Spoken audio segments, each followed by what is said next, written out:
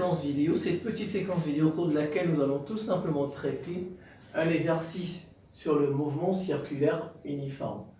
Mouvement circulaire uniforme, un exercice corrigé. Alors je vais le lire. On dit une bille, elle est fixée à un fil de longueur R égale 1,5 m. Une bille, par exemple, vous connaissez une bille, les choses qui sont lourdes comme ça, là, qui sont comme des ballons, c'est rond, là, ben c'est lourd. Elle est fixée à un fil, voilà. Et elle décrit un cercle de centre, elle fait comme ça, la bille, voilà. Décrit un cercle de centre O à vitesse constante, V égale racine de 2 mètres par seconde. On nous demande de déterminer les caractéristiques de V à t quelconque, c'est-à-dire les caractéristiques du vecteur vitesse, première question. Deuxième question, déterminer les caractéristiques de l'accélération à un instant t quelconque. 3. Calculer la valeur de oméga. Calculer la valeur de oméga. Oméga, c'est quoi? C'est la vitesse angulaire. C'est la vitesse angulaire. Et puis en 4, donner les lois horaires du mouvement circulaire uniforme, de donner ses équations horaires ou bien ses lois horaires. Voilà. Et 5, calculer la période. On va commencer par le 1. Caractéristiques du vecteur vitesse. Caractéristiques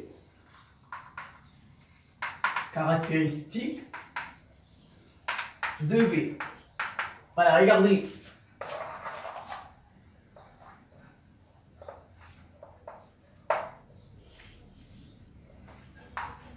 Voilà, comme ça, il est comme ça. Vecteur vitesse. Ici, c'est ça. Le vecteur vitesse, il est toujours tangent au cercle, et il est orthogonal. Si vous voulez, on peut dire au rayon. Il est orthogonal. Donc, ça forme un angle droit ici. Alors, dans les caractéristiques, ça voudrait dire qu'il faut donner la direction, il faut donner le sens et il faut donner la norme. C'est ce que ça voudrait dire. Le sens, la direction et la norme. On va peut-être le point d'application, on va voir. Donc, c'est ça les caractéristiques. Donc, c'est parti. Alors, qu'est-ce que vous remarquez? La vitesse, elle est tangente au cercle en M. Premièrement, direction. 2 points. La vitesse est tangente en M au cercle. Voilà. La vitesse, elle est tangente en M au cercle. Deuxième, son sens. 2 points.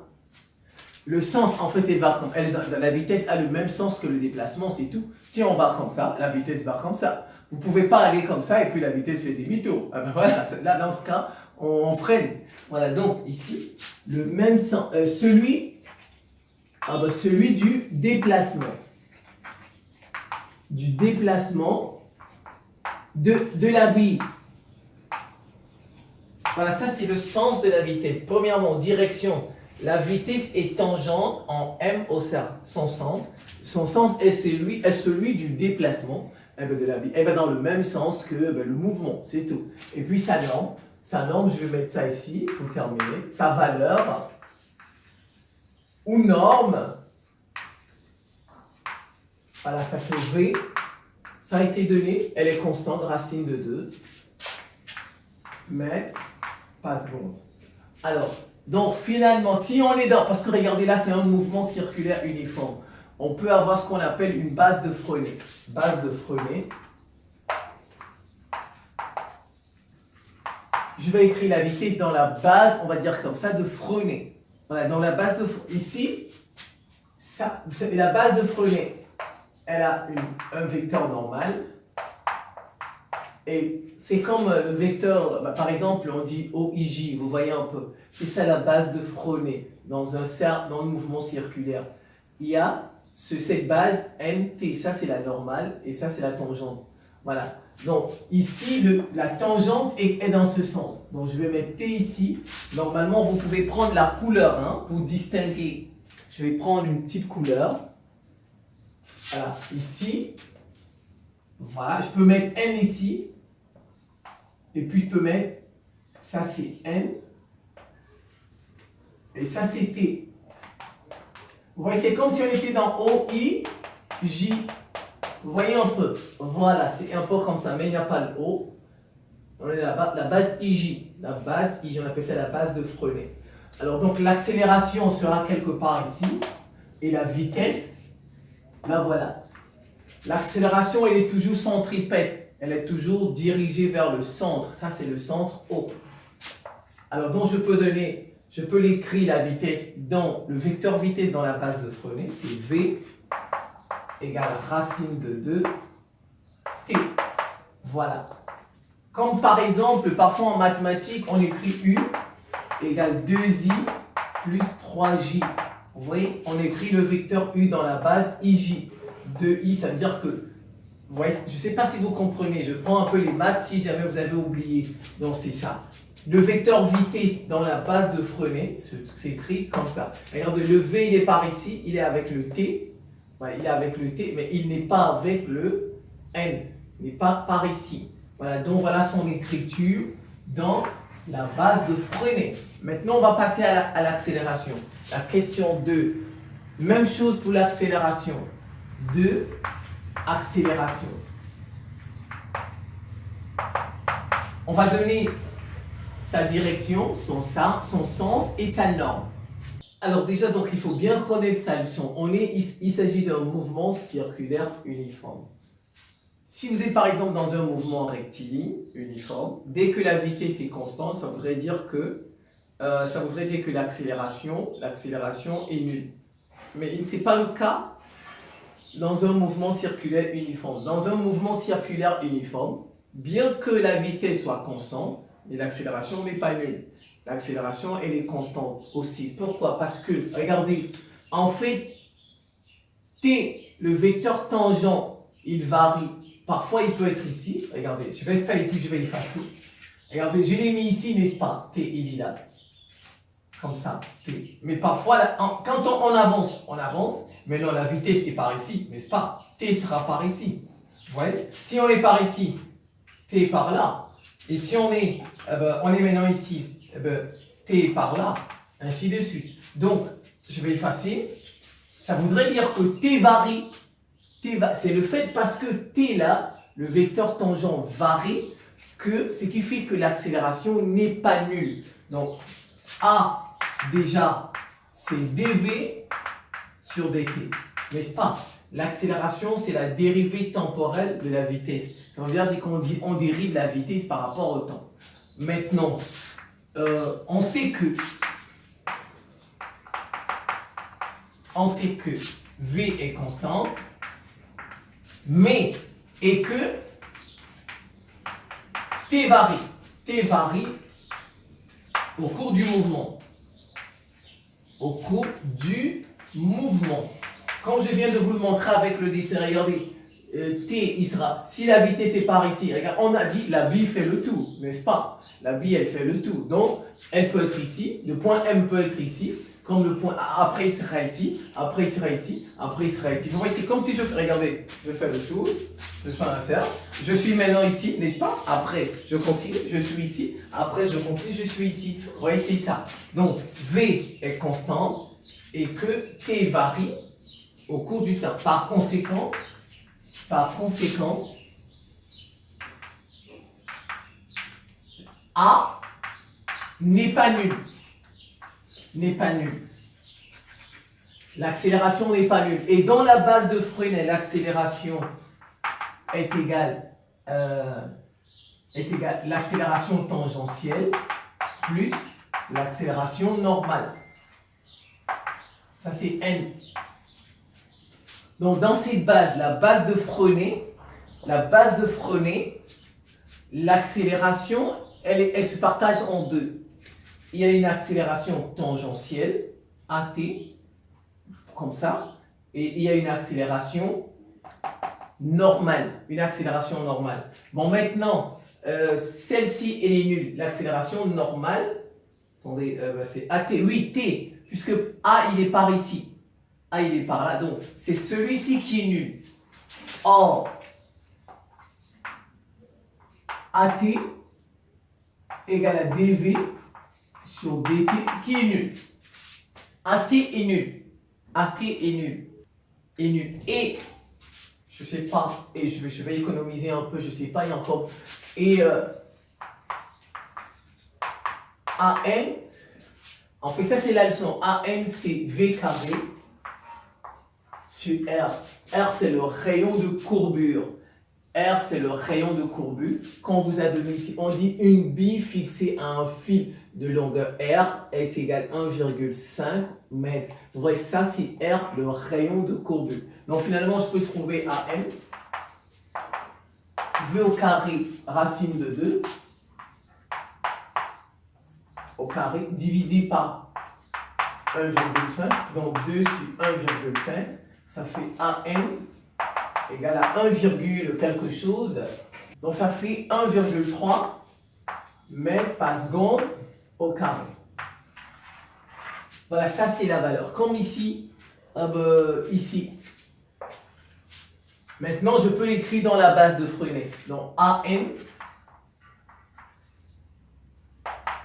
comme vecteur, ça fait 1,3 et je mets, quand on est dans, avec ce petit n, ça je l'ai écrit dans la base de Freinet. Ça c'est sa valeur et ça c'est le vecteur vitesse normal. Non, l'accélération normale, sa valeur, sa norme, ça vaut combien? Et ça c'est son vecteur dans la base de Freinet. Ouais, ici je vous ai mis le vecteur vitesse dans la base de Freinet avec t. Le vecteur accélération normale dans la base de Freinet, regarde, il est par là, A, il est par N. Voilà, ça, c'est le repère de Freinet, la base de Freinet. Donc, on a répondu, on peut dire tout simplement, qu'est-ce que vous remarquez? L'accélération est constante. L'accélération est constante, centripète et centripète. Voilà, regardez, c'est une constante, n'est-ce pas? Et elle est centripète, elle est tournée vers le centre. Voilà l'accélération, elle est tournée vers le centre. Et elle vaut 1,3 mètres par seconde au carré. On a répondu à la question 1, à la question 2. Maintenant, on va faire la question 3. Voilà, donc, c'est pas parce qu'on a dit le mouvement est uniforme. Quand vous voyez circulaire, ça ne veut pas dire que l'accélération sera nulle. La vitesse est constante, mais ça ne veut pas dire que l'accélération sera nulle. Parce que t varie. Le vecteur tangent varie comme je vous l'ai montré. Maintenant, on va faire la question 3. Donner les lois horaires, les équations horaires. Oui, non, avec ces 3. Calculer la valeur de oméga, la vitesse angulaire. Oméga. Vitesse angulaire. Voilà, oméga. Je vais voir si on peut avoir de la place. Voilà, pour calculer la vitesse angulaire, oméga, il faut connaître l'abscisse curviligne, S. Ça, c'est l'abscisse curviligne. Abscisse curviligne. Et il faut connaître, comment je vais dire ça? Je vais dire l'abscisse angulaire, alpha. Donc, en fait, l'abscisse curviligne est égale à R fois l'abscisse angulaire. Ça, c'est l'abscisse angulaire, abscisse curviligne. Ça, abscisse angulaire. Ça, abscisse curviligne. Comme ça, curviligne. Voilà, donc, et vous dérivez ça. Ça, c'est l'abscisse curviligne. On cherche la vitesse. V égale ds par rapport au temps. Donc ça fait dr alpha sur dt. On dérive. Comme le r, il vient devant, ça fait v égale r d alpha sur dt. Quand on dérive l'abscisse, ça c'est l'abscisse angulaire. L'abscisse angulaire. Si vous dérivez l'abscisse angulaire, vous obtiendrez la vitesse angulaire. Donc, ça, on dérive l'abscisse angulaire, on obtient R fois oméga. Donc, en fait, V égale R oméga. Oméga, c'est V divisé par R. Oméga V divisé par R. Application numérique. V, il est par ici, racine de 2. Racine de 2 divisé par R, 1,5. Voilà, vous prenez votre calculatrice et vous calculez ça. Son unité, c'est le radian par seconde. Le radian par seconde, le rad. Vous mettez rad comme ça. Voilà. Et vous calculez ça. Donc, comme je n'ai pas. Donc, la vitesse angulaire, c'est racine de 2 sur 1,5 radian par seconde. Maintenant, on va passer. Comment je vais dire? Donner les lois horaires. 4. Équation horaire.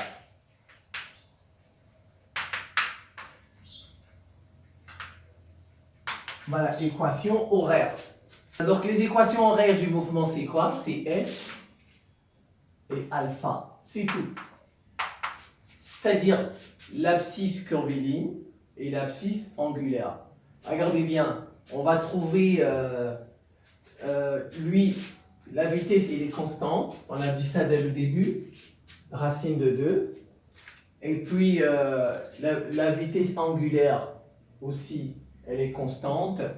Parce que si on calcule ça, on va trouver quelque chose, elle est constante. Donc ça fait, je vous dis, V de t.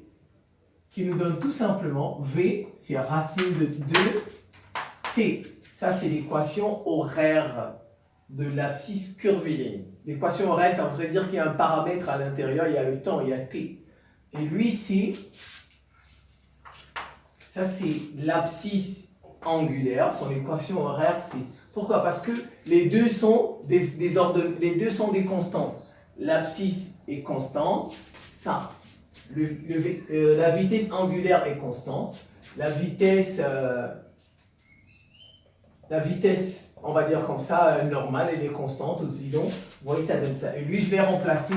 Quand on fait ça, ça fait 0,95 t. Voilà les deux équations horaires, les lois horaires. Et bien sûr, il faut savoir que S égale 0 secondes, S0 égale 0, c'est-à-dire l'abscisse curviligne initiale et l'abscisse angulaire initiale, 0 égale 0. Donc, on obtient ces équations horaires, ces deux équations horaires. Dernière question. Calculer la période. 5. Calcul de la période. Voilà. Alors, on va chercher la période. La période, ça, c'est notre T. En fait, c'est la période, c'est quoi? C'est comme on dit la période de rotation de la Terre, la période de révolution de la Terre. Donc, quand elle fait un tour complet. La Terre, quand elle fait un tour complet, par exemple, par rapport au Soleil, on dit qu'elle fait une année, n'est-ce pas, 365, ainsi, machin. Voilà. Ou bien, par exemple, quand elle fait un tour de rotation, on dit qu'elle fait en 24 heures, n'est-ce pas? Voilà, c'est ça, la période, la durée. En fait, la période, c'est un tour complet. Voilà, c'est ça. Un tour complet. C'est ça. Quand elle quitte là, voilà, jusqu'ici, elle revient au point M. Qu'est-ce qu'elle fait? Alors, comment fait-on pour trouver la période? Regardez, vitesse égale distance divisé par T. Je vais mettre T, grand T comme ça. On dit la période. Vitesse égale distance divisé par T. Alors, si je veux trouver T, donc T finalement devient D sur V. N'est-ce pas? Je vais mettre une flèche comme ça. C'est-à-dire qu'on est parti de là pour trouver ceci. Alors maintenant, je vais bien écrire le V. Mais D, c'est quoi la distance? Nous sommes dans un cercle. La longueur du cercle, regardez, la longueur du cercle. La longueur du cercle, c'est quoi? 2 pi r, le périmètre du cercle. 2 pi r, ou bien la circonférence. Donc T égale 2 pi fois le rayon sur V. N'est-ce pas? Mais on a le rayon dans l'exercice. Mais regardez, R sur V, ça peut faire enfant 2 pi fois R sur V. R sur V. Mais regardez bien, regardez. La vitesse angulaire, c'est V sur R. Non, mais ici, on a R sur V. En fait, c'est l'inverse. On a inversé ça. Ça. On a ça. C'est comme si on avait écrit 1 sur W, sur oméga. C'est ça. Ce que vous voyez là, c'est l'inverse de ça. Cette écriture, c'est l'inverse de ça. Donc, je peux remplacer. Je dis, ça fait T égale 2pi fois 1 sur oméga. Vous êtes d'accord? 1 sur oméga, ça me donne tout simplement 2pi sur oméga. Je remplace T égale 2pi. Oméga, on l'a calculé, c'est ça, 0,95. 0,95. Alors, vous prenez votre calculatrice 2pi divisé par 0,95 et vous voyez ce que ça va donner, tout simplement. Voilà. Ça fait 6,7. T égale 6,7 secondes. Ça, c'est la période, on va dire comme ça. Si vous voulez de rotation ou bien de révolution, je ne sais pas trop, ou bien du mouvement circulaire uniforme. Vous revoyez ça tranquillement. Je vous remercie pour votre attention. Je pense que ce n'est pas très compliqué si vous allez pas à pas. Je vous remercie pour votre attention et à très bientôt.